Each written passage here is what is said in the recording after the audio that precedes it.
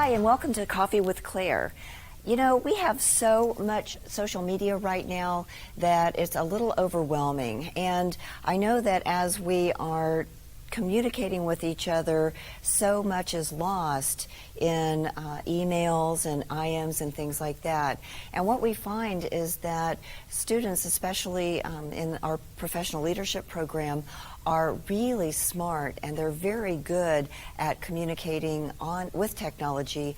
But one of the things we really want to focus on is communicating face to face. You know, being able to read that body language, being able to understand you know, that subtle eye shift or something like that. And so, you know, we want to learn to be a little bit more transparent with our communication. I love talking. Obviously, I have a talk show. And I find that if I hide behind my technology, a lot of my passion gets hidden. And so my challenge for you this week is to have a no digital hour in your home. Try just face-to-face contact rather than sitting and tweeting to each other or texting to each other, and see how that difference feels in your family. Let us know at Coffee with Claire on our blog, Cool Beans, and I look forward to hearing from you.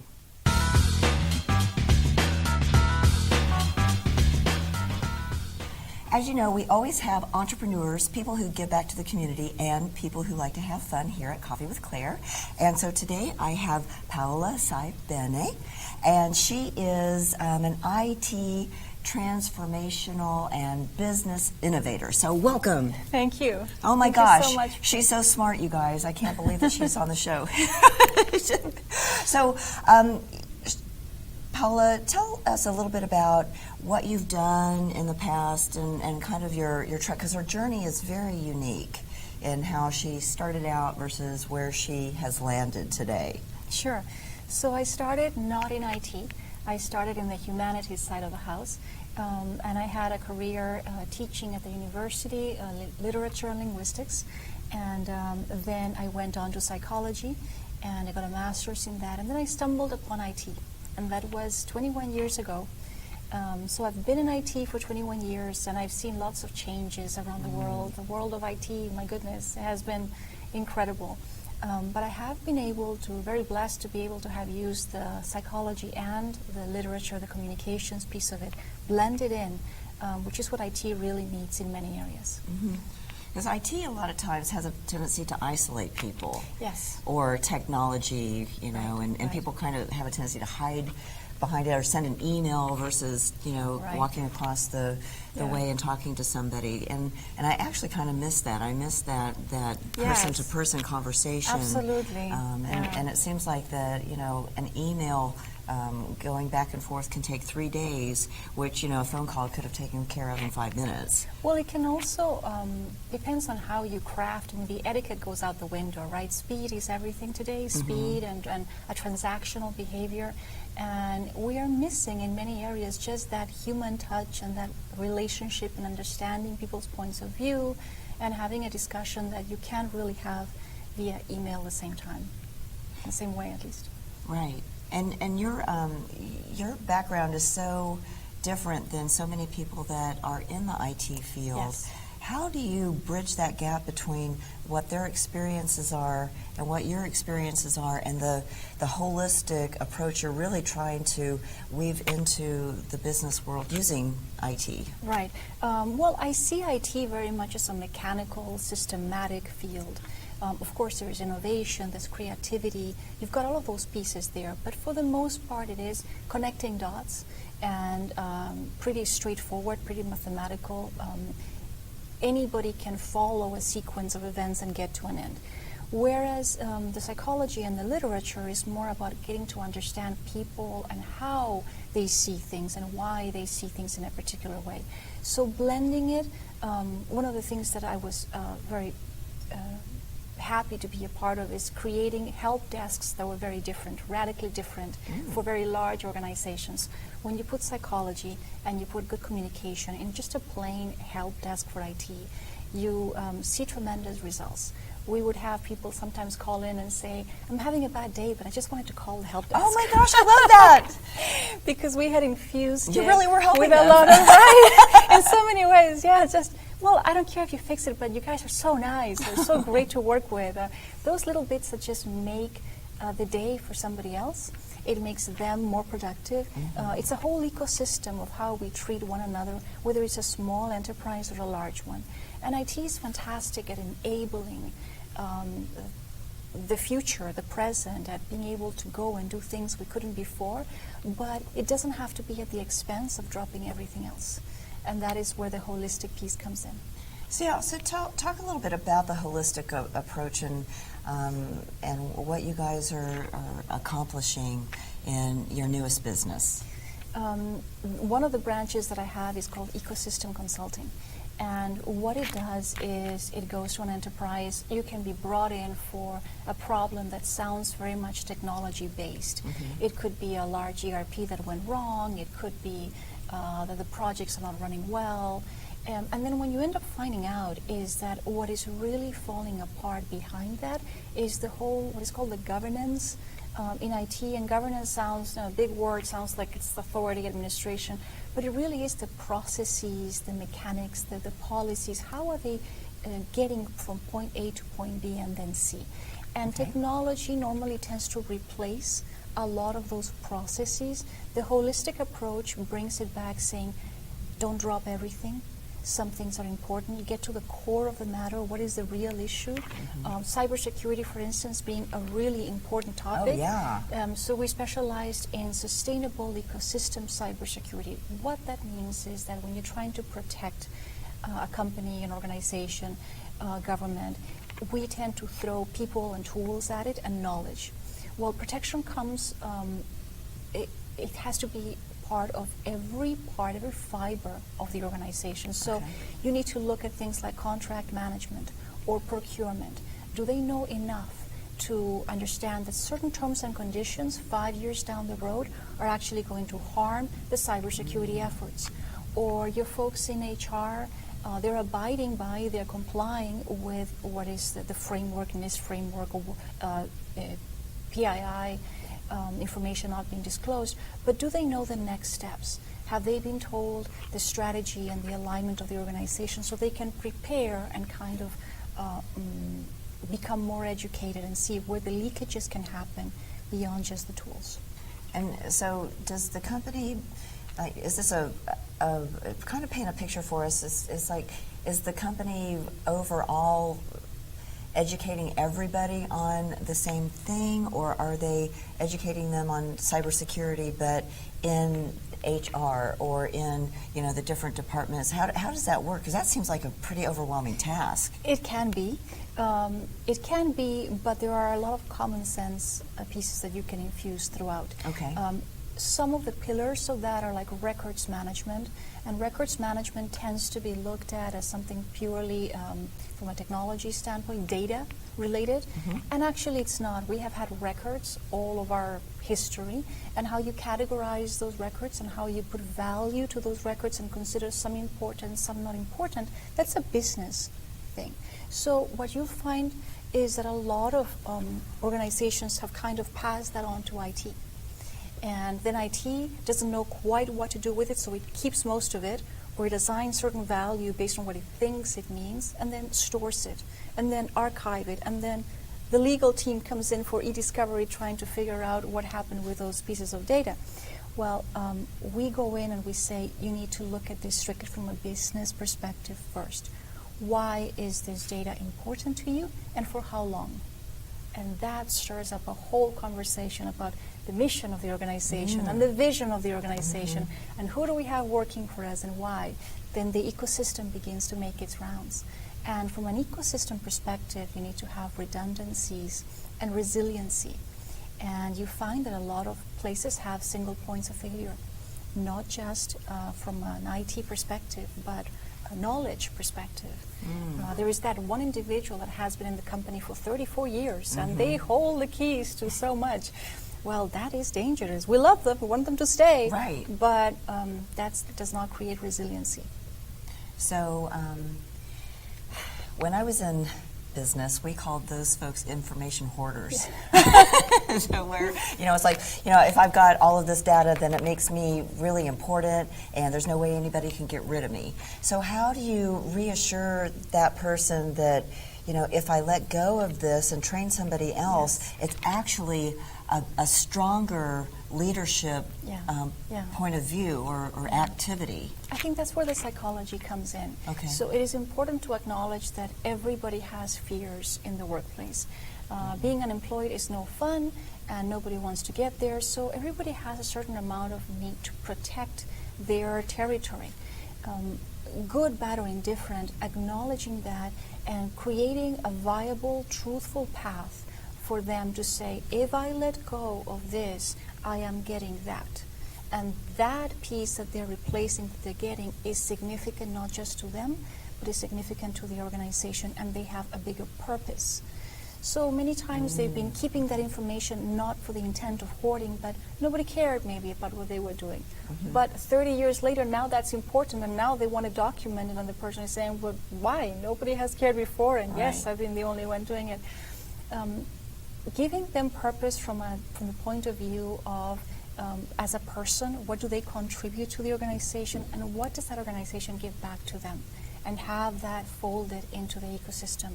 And then again, back to trying to improve the processes, the transactions, the technology.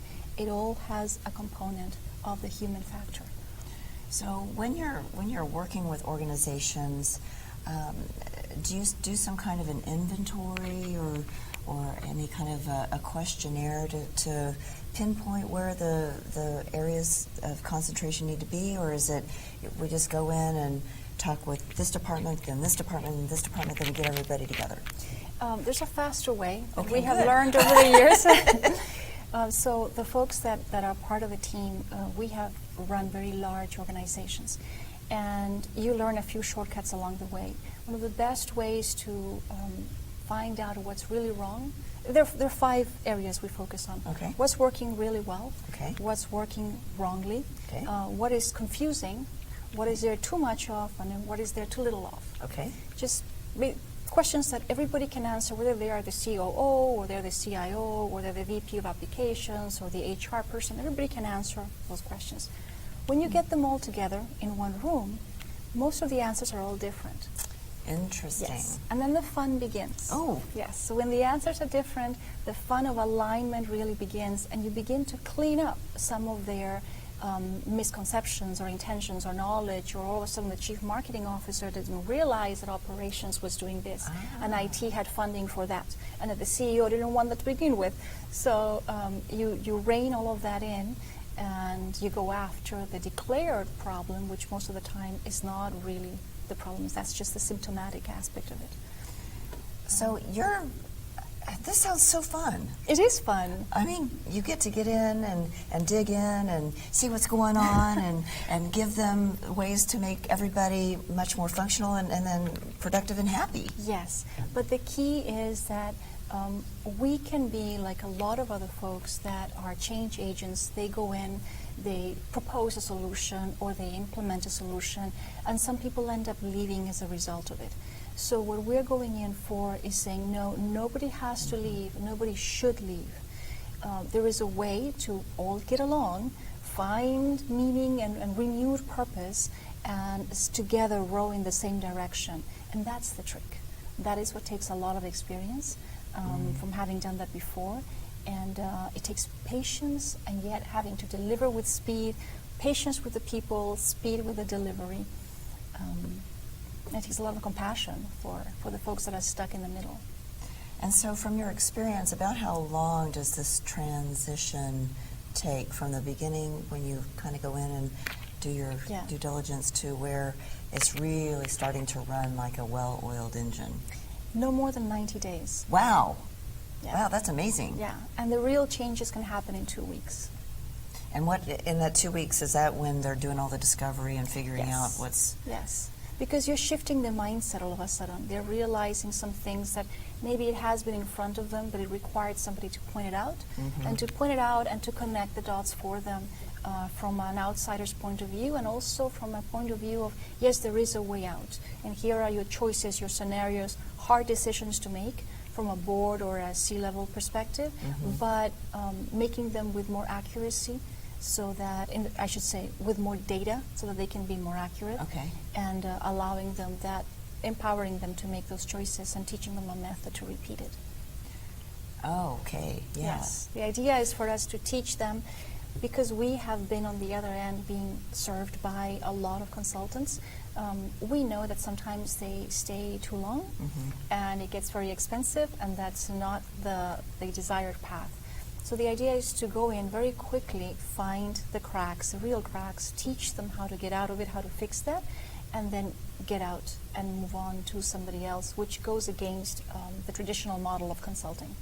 Yeah, and unfortunately, it leaves a bad taste in people's mouths, and then they don't want to get another consultant because, well, you know, this guy the first took one didn't help me. $5,000, Right. and you know, I never saw any results from it. Yeah, So. yeah. So how do you get over that? How do you get them convinced to you guys are different? We are different, and also right now we are toying with some options of maybe we just don't charge for certain things unless they really like it, and then they can pay for it. But we know, we come with some guarantees that we know others cannot offer, and with a viewpoint that tends to surprise them and is super helpful. It surprises them in a good way, because it's very senior folks that are involved and that have overcome many hurdles. So we know what we can deliver.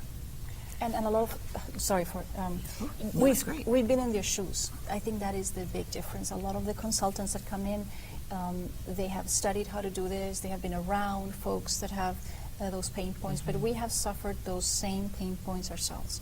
So there's a different dialogue that goes on when that happens. Right, because you're coming from a point of, I get this and I understand the pain that you're in. It's not just all theory. Although everybody thinks they're unique. Yes. What's that? Everybody thinks they're unique. Well, they are. But the problems tend to be the same. Yeah, well, we are human beings, so that's a common thread. That's right.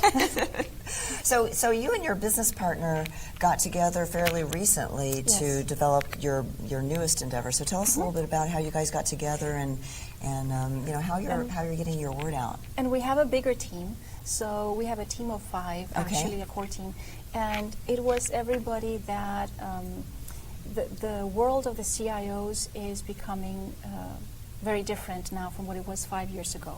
So CIOs are having a revolving door, just like the CEOs. The tenure of a CIO can be maybe 18 months to 24 months. That's not very long. CEO no more than 3 years, 2 years, and it's just the nature of how the business is right now. So a lot of folks have been thinking, well, should I go back to that again, to the rat race again, or should I do something differently from the outside? And we got together and we said, well, we have something valuable to give. We would love to give it. And if folks want to take our services, it would just be a treat. And that's why we started this in a different way from most other consulting companies. We have good networks with the folks that we know, so that's how we have started advertising the services. We're going to move on to digital marketing and move on to other venues to make sure that the word does get out properly. So right now, how are you getting your word out? Right now, it is through the folks that we have connected. We belong to some groups. Okay. So networking. We haven't exhausted that yet, but digital marketing is where we want to start with, true digital marketing in January. And especially with one of the areas that we're trying to sell, which is how to have the outsourced and outsourcing entities overcome a lot of frictions that they have, and that friction may result in revenue loss, it may result in bad reputation for the company, projects not delivered on time, etc. So we're trying to really make sure that we are addressing pain points that are severe, and then deliver a little bit more than people have asked for in terms of cybersecurity and ecosystem solutions.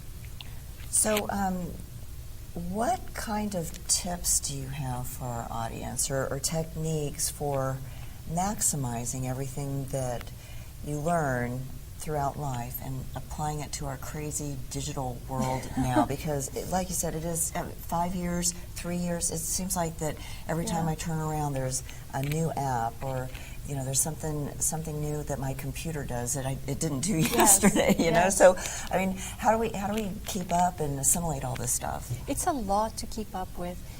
If your brain begins to get foggy and you can't really keep up with the information, then you are doing too much. Okay. So there's a big push always to multitask, and we all have been there trying to do 14 things at the same time. I am guilty of a couple of decades of working way too hard and not always intelligently. So you need to get to the position of realizing what is actually important. What do you want to achieve a year from now, 5 years from now, 10 years from now? What do you want to be known for? What is the value you're bringing to the table? And work your way backwards and let go of some things that are just noise, that are not important. I was in a career counseling class with some high school students the other day, and everybody asks them, what do you want to be? What do you want to do? And I just came from the other side. What do you want to give? Ooh, I like that. Right? And why do you want to give it? And then to whom do you want to give it? And you should have seen their faces like, oh, I haven't thought about that before. Because at the end of the day, what will be much more fulfilling is when you have given and when somebody has been affected, somebody being a person, an organization, a country. But that is what is rewarding. Throughout the world is the same stories over and over. That's fulfilling for most people.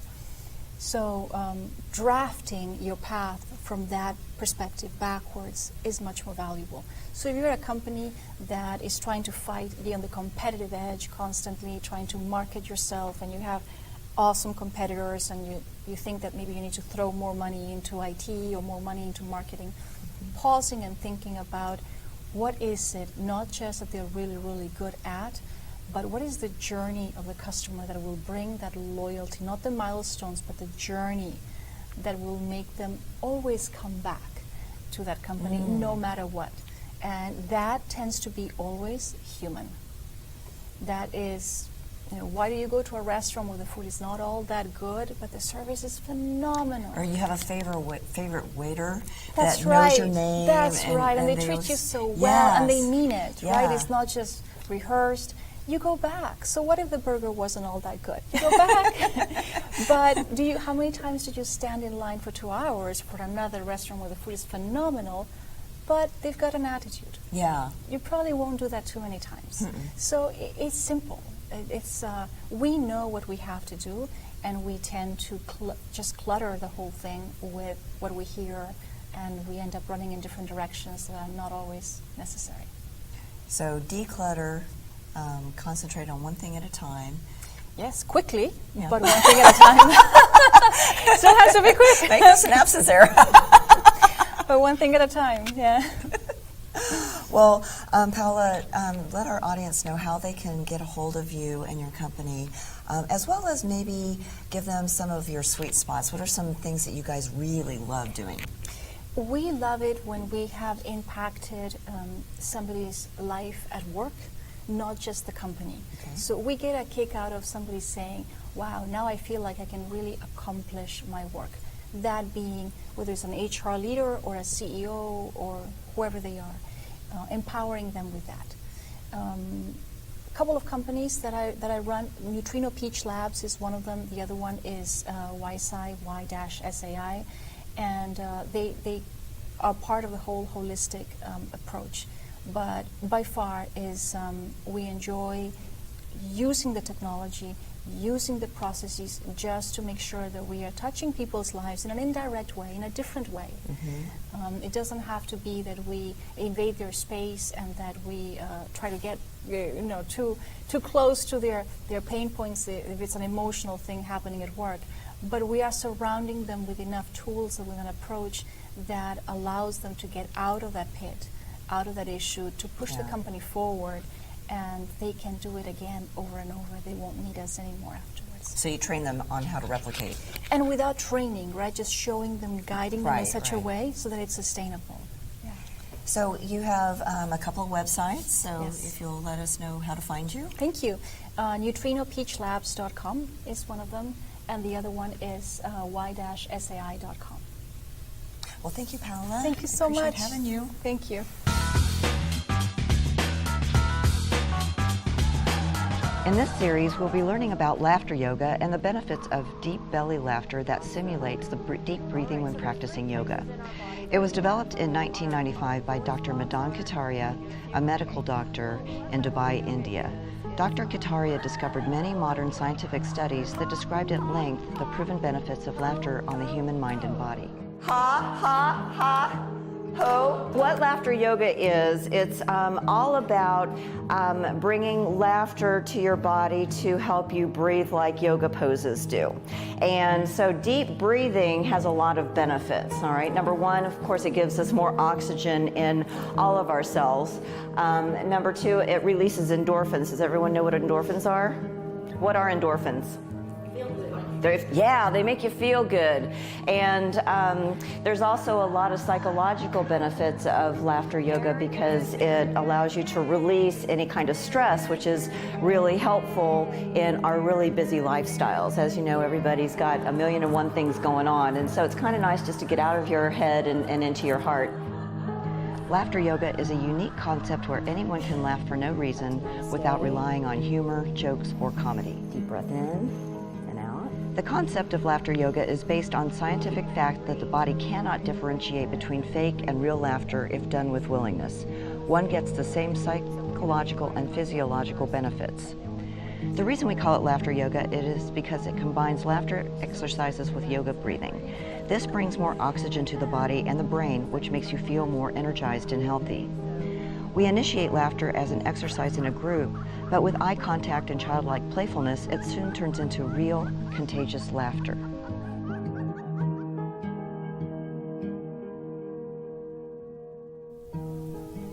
So we've been working a lot with laughter yoga, and Paola has volunteered to demonstrate a little bit of laughter yoga for you guys.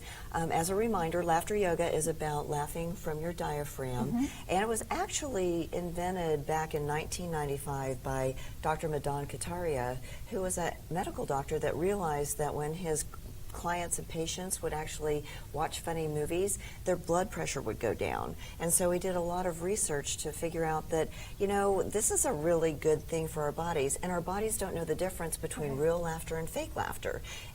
He started out with just having like these little laughter yoga clubs that are all over India. And they just get together for 15 minutes purposefully to laugh. Whether the jokes are funny or not, they are there to laugh, not to judge. So that's what we're going to do today. Sounds good. Is we're going to show a little bit about how laughter yoga works. So do we need to be reminded on how to laugh? We've got 3 places that we laugh. We laugh here, we laugh here, and we laugh here. So if we laugh here, what does it sound like? And what does it sound like if we're laughing from here? Kind of like a yes. And then when we laugh from here, we kind of sound like right?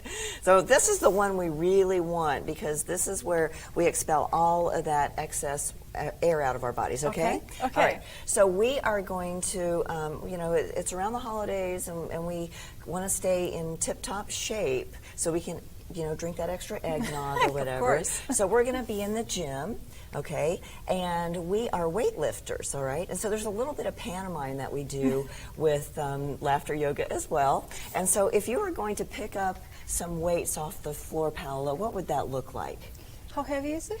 You tell me. You show us how heavy it is. Well, I may just go around it for a while and see how heavy it is. Try to talk to it and see if it comes to me. Okay. That will Go not for it. work. That will not work. And if that doesn't work, bend my knees. you could. Well, you know. Now this is the thing. We could either have dumbbells. Or we could have a big thing. Okay. So which do you they're prefer? midway already. Okay. You know, I'm here to accommodate. Thank you.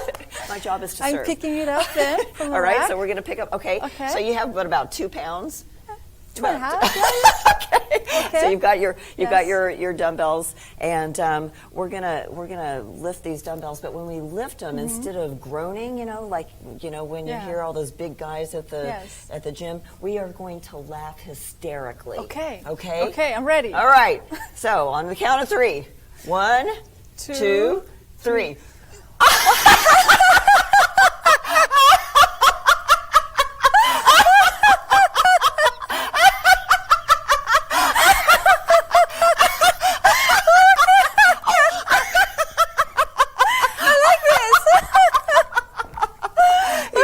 Weights down. Good job. Woo! Thank you. There you go, folks. Paola. Claire, thank you. Thank you for having me, Claire. So my first question is, we're all so busy. How do you balance fun with responsibility at work? I try to have a good balance between family first and business second, but drive a thin line between having a professional life to support your personal life. So, however you can wage that, I guess, is kind of the healthy balance anyway. So don't put too much into one or the other. So, yeah. So what are some of the fun things or aspects about owning your own business? It's very fulfilling, very stressful, but at the same token, it's very nice to be able to provide a service for someone that sometimes don't even know that they need it, and be able to lend that helping hand in a time of need, if someone needs a little pick me up kind of thing. So how do you encourage others in their life to have fun? You only live once, and you got to find something to enjoy and be passionate about, and try to remind people that don't take life too seriously because you only get to do it once. So. Yeah. What advice could you give someone that might be struggling right now as to how to keep it fun? I would say probably do your best to find the glass half full. Life is never going to be easy, and I think it's what you make of it. I think everybody has their fair share of adversity, and it's kind of how you handle it, I think, is the most important part. If it was easy, we'd all be doing it. So I think any situation has its good points and its bad points, and if you can find the good points, I think it's a very good starting point for finding some other good that maybe you might have been blinded by and being kind of on the negative side of things. So tell us a little bit about your business. I work for a company called Janssen Adjusters International, and we are the world's largest firm of public insurance adjusters. And so what that means is, in short, if you have to file an insurance claim on your home or business, the insurance company is going to send out their representatives, and a public adjuster is a hired representative for the policyholder. So for the home or business owner that's never filed an insurance claim before, not only is it scary, but sometimes there's a lot of unknowns, and you're kind of worried, take a misstep. We can take those steps for you. So if you had a happy dance or a happy stance, what would that look like? Man, I don't know. I hope it's a good one. But you want me to make one? Yeah. A happy dance? Or stance? I don't know. Maybe a Captain America kind of thing. One of those. Yeah. So your homework for this week is to be thinking about how you're communicating with your friends and family. I challenge you to have a no device hour where you set your phones down and communicate face to face, or even better, go next door and visit your neighbor rather than calling them or texting them or something like that. Report back to us on Coffee with Claire on Cool Beans, and also remember to follow the fun. See you next time.